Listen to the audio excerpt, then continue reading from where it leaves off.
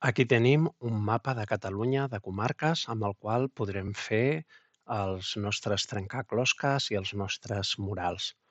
Si seleccionem tot el conjunt, podem veure que fa una mida de 300 mil·límetres, és a dir, 30 centímetres. Això podem escalar-lo. De totes les comarques de Catalunya, la que té una de les seves dimensions més grans és l'Alt Empordà i per que ens càpiga la peça sencera dintre de l'àrea de treball de la nostra talladora làser, el màxim que podem ampliar aquest mapa és a 1,5 metres. Així que farem la prova. Seleccionem tot el mapa i amb el countdown tancat per mantenir la relació d'aspecte en una de les seves dimensions, qualsevol de les dues, la diferència és molt poca, li donarem 1.500 mil·límetres, és a dir, 1,5 metres. Ara ja tenim tot el mapa i si desplacem tot el conjunt, podrem veure com ens cap just dintre de l'àrea de treball tota la comarca de l'Alt Empordà. Tenim una capa creada en aquest document que es diu retalls, o per retallar. Nosaltres seleccionem la comarca i la movem a aquesta capa. La movem, ara ja veiem que la línia s'ha tornat de color verd i ara podem desactivar aquesta capa i desactivar aquesta capa. Si col·loquem el material dintre de la nostra talladora làser, triem el perfil del material que haguem posat, DM, goma eva, cartró, el que sigui que estem fent servir, i ara ja podríem enviar el treball a la màquina.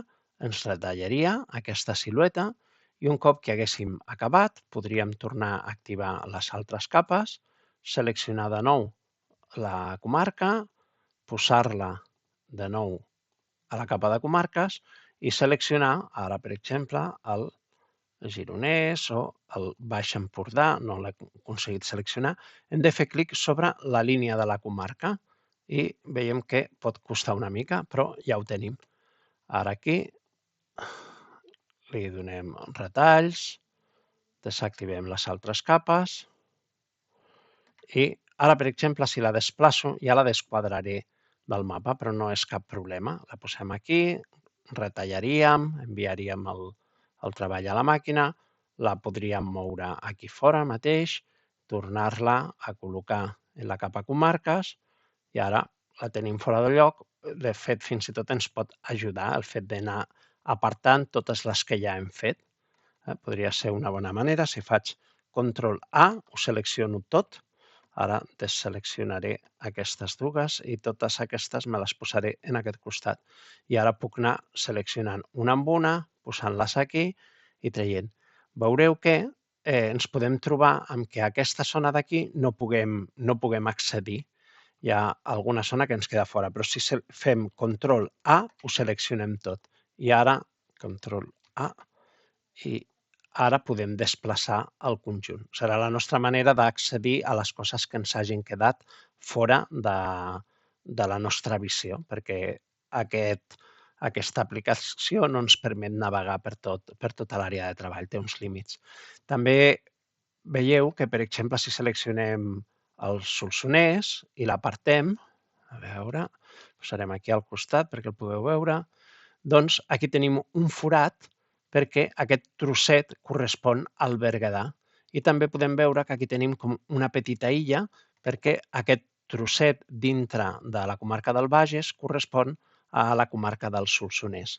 En alguns casos que passa això, doncs ja les tenim agrupades, tots els fragments, amb la comarca que els correspon. D'aquesta manera podrem fer el nostre trencaclosques o el nostre mural de Catalunya, comarca per comarca. I que quan estiguem manipulant una selecció i vulguem eliminar un element de la selecció, que abans ho he fet servir però no s'ha vist, si jo faig clic en un element, no puc eliminar aquell element de la selecció. He de tenir la tecla majúscula expressa i llavors quan faig clic en un element sí que el trec de la selecció. Comentar també que tenim una capa en la que està aquesta silueta de Catalunya.